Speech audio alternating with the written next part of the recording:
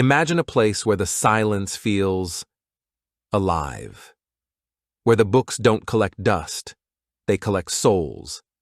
A library that doesn't appear on maps, doesn't exist in any official record, and yet whispers about it have survived for centuries. They call it the Library of the Damned. No one walks into it by chance. Some say you get there through a forgotten dream. Others believe it appears only to those who seek knowledge not meant to be known. And once you're inside, the rules are simple. Don't speak. Don't take anything. And whatever you do, don't read the last page. Because once the library knows your name, it never forgets. The first whispers of the library don't come from modern times. They come from crumbling manuscripts, half-burned scrolls, and letters that were never meant to be found. In 1312, a monk at a remote monastery in the Carpathian Mountains wrote of a room with no doors, a space buried beneath the earth, filled with books that bled when touched. His writings were discovered centuries later, only because the monastery had burned to the ground. Every monk vanished. No bodies, just ash, and that single journal, half intact. A century later, a traveler in the Middle East recorded tales from desert nomads of a place they called Bait al-Kutub al-Mul'una, the house of cursed books. They spoke of a library that appeared only under the crescent moon. Those who entered either returned without eyes, or never returned at all. And then, in 1587, a merchant in Venice catalogued a strange book he found inside a shipment of rare goods. The pages were blank, but under candlelight words began to appear, spelling out names and dates that hadn't happened yet. He wrote one last note in his ledger. It is not a book. It is a gate. The merchant vanished that same night. Across continents and centuries, the stories are always different, but somehow always the same. A place full of books that shouldn't exist, and a warning, don't go looking for it. Here's the strange part. No one ever sets out to find the Library of the Damned, and yet, some people do. It's not marked on any map. You won't stumble across it on Google Earth, but every so often, someone ends up inside it, without ever knowing how they got there. One man claimed he fell asleep on a bus and woke up in a candlelit hallway lined with books. No driver, no doors, just the sound of turning pages, even though he was alone. A woman in Eastern Europe said she followed a trail of books in the forest, each one older than the last, until the trees vanished and shelves took their place. But there's one story that keeps coming up. People say it begins with a book. Not just any book, but one that shouldn't exist. A book you find tucked between cookbooks at a thrift store, or jammed behind a pipe in your basement, or sitting in your mailbox with no return address. The cover is always plain, no title, no author. Inside, strange symbols, empty pages, sometimes a single sentence that feels like it's watching you. After that, things start to change. You begin hearing whispers in silent rooms, seeing flashes of unfamiliar hallways in your dreams. That's how it starts. The library doesn't want just anyone. It wants the curious, the obsessed, the ones who can't stop turning the page, even when they know they should. Every version of the story comes with rules. No one knows where these rules came from. There are no signs, no warnings carved into stone. But everyone who returns, if they return, says the same thing. The library has rules, and it does not forgive those who break them.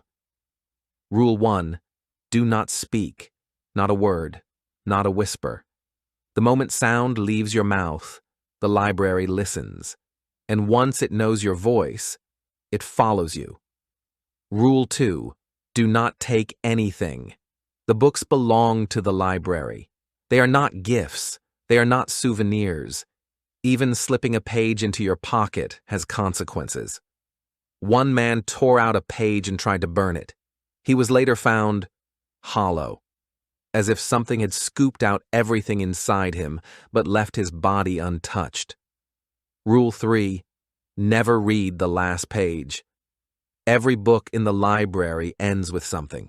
Some end with a scream, some end with a date, some end with your name. If you read the last page, you finish something. And not everything is meant to be finished. Some say the books are traps, others believe they're records of people, timelines, or entire realities. But the rules? They're not there to protect the library. They're there to protect you. And when you break them, the library doesn't get angry. It gets interested. Imagine this. You step inside, and immediately something feels wrong. The air is heavy, like it's thick with dust, but there's no dust anywhere. Just clean floors, and an endless grid of shelves that seem to shift when you're not looking. There's no ceiling, or at least not one you can see. Just a black, starless void stretching up forever. The books are everywhere, leather-bound, broken-spined, some wrapped in chains, some made of skin. You don't want to know. The lights flicker, but there's no source. It's not lamps, not candles. It's like the walls glow with something sickly, and the silence. It's alive. It's not peaceful or still. It presses on you, like it's waiting for you to make a sound, so it can answer. You pass paintings that shift when you walk by. A man with no eyes. A girl reading a book that bleeds onto her lap. Some hallways lead nowhere. Others loop. Some stretch for miles. And when you look behind you, the path has changed. And then there's the clocks. Grandfather clocks. Pocket watches nailed to walls. Sundials in places where there is no sun. Every one of them ticks backwards. But the worst part? It's the feeling that you're not alone. There's breathing, but it's not yours. A low hum, like someone murmuring in another room. Shadows flicker in corners, but there's nothing there. Sometimes books fall off the shelves, on their own. And when you go to pick one up, your fingers hesitate, because in that moment, it feels like the book is holding its breath. And the moment you open it, it starts reading you back. The books in the library aren't normal. They're not just dusty collections of words and pages. They're alive. And not in the poetic sense.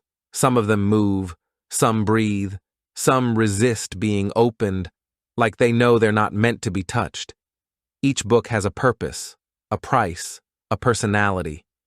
And once you open one, it opens you. There's a book called The Mirror Leaf. Every page shows you, but not as you are. It shows your reflection, as it will be, on your last day alive. You don't know when that day is, but once you see it, you start noticing it everywhere. In your dreams, in reflections that blink when you don't. Another one is simply titled The Rewriter. You open it, and the text starts rewriting itself. First, it tells you a story. Then it adds a detail about you. Then it includes a memory you haven't shared with anyone. And by the final chapter, the story isn't about someone else. It's about you. There's the bleeding page. It looks like a diary. Innocent. But the moment you read it, your hands are stained, permanently, with dark red ink that no one else can see. The stains grow every time you lie. There's a book called Whisper Song. It hums softly when closed. But if you listen too long, it starts whispering your name, in your own voice. And then there are the locked books. Books bound in barbed wire, books that burn cold instead of hot. One has no words at all, just a pulsing heartbeat on each page. Some books bite, some cry, some laugh when you open them, and every now and then, a book finds you. not the other way around. You think you chose it, but no. It's been waiting for the right reader. Not everyone can read every book in the library. Some books only open for specific people. Some won't open at all, unless the library wants you to know what's inside. And some books are you. A blank journal with your memories, your secrets, your regrets, slowly filling themselves in as you move through the shelves. You don't read those books. They're not finished yet, because you're still being written. Most who enter the library of the damned never come back. No one knows where they go or what they become. But a very few, return. And they're never the same. One woman, who disappeared for 7 years, reappeared in her hometown wearing the same clothes she vanished in, untouched by time. She wouldn't speak. Not a word. But she carried a notebook, and on every page she wrote the same sentence. It remembers me. Another man, an ex-librarian from Canada, was found in the woods near a burned-out church. His hands were covered in ink, like it was seeping from his veins. He said he saw books that wrote themselves with people's screams. He couldn't sleep without hearing the pages turning. There are online forums, deep web corners, where people share strange stories.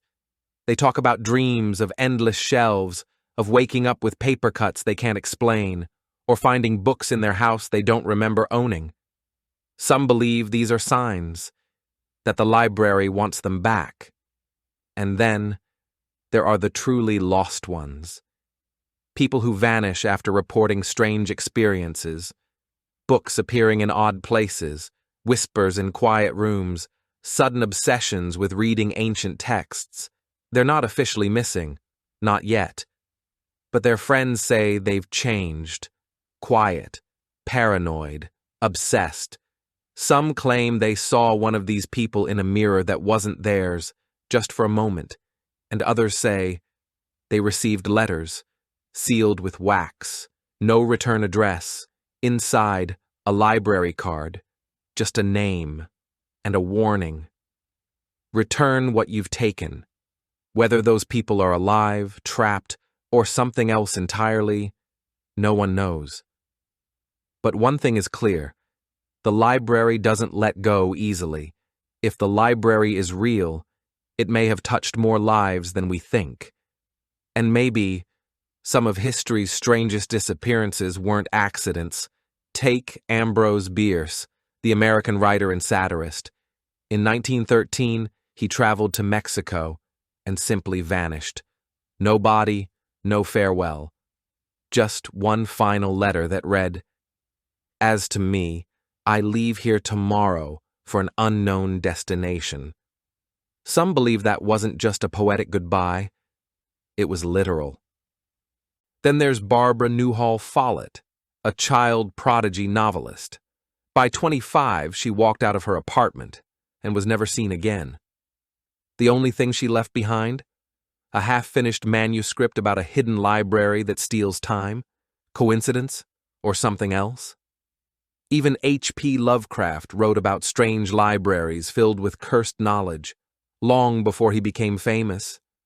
Some say his dreams weren't fiction, but fragments of places he actually saw.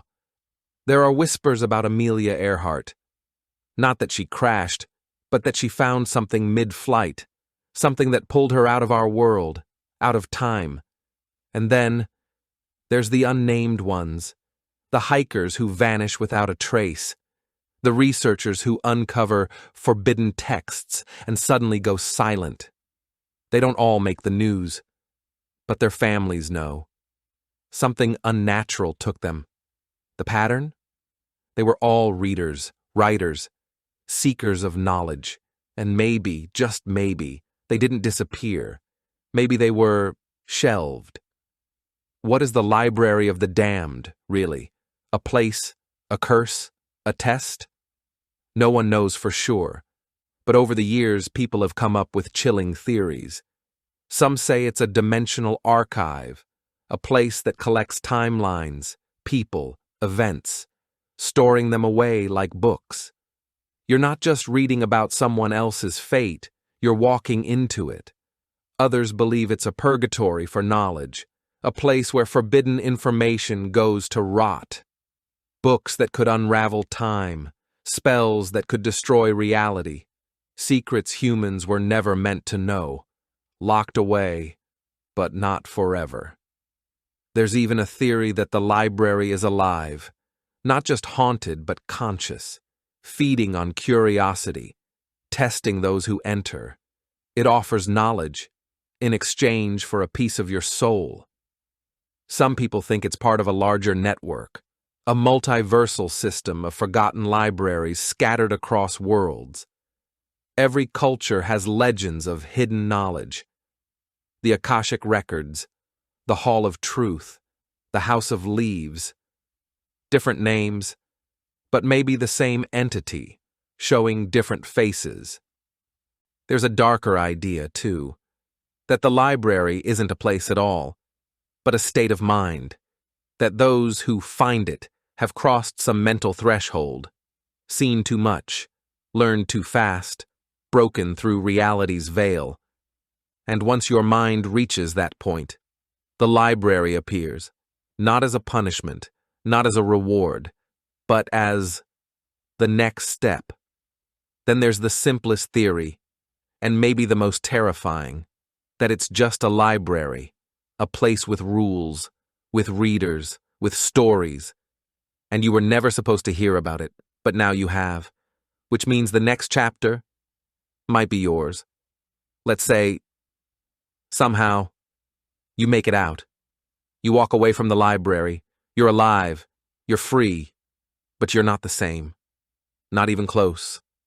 Survivors, the few we know about, talk about what comes next. The dreams.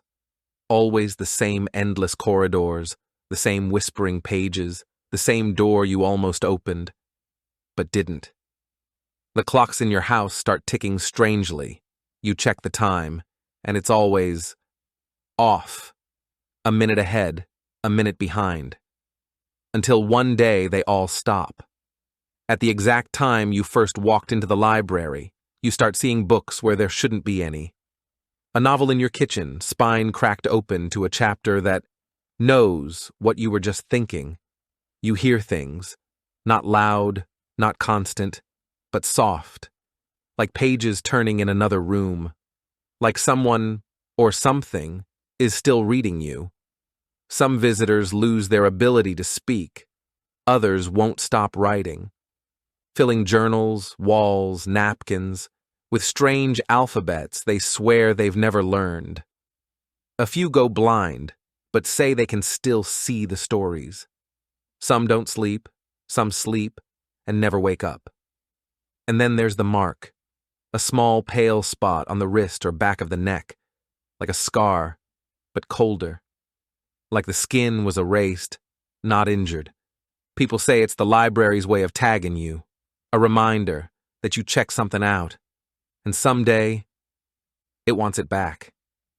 Maybe this is all just a story, just a creepy internet myth, the kind we tell ourselves for fun. But what if it's not? What if the library isn't hiding in some distant, dark corner of the world, but much, much closer? What if it's watching you right now, waiting, listening?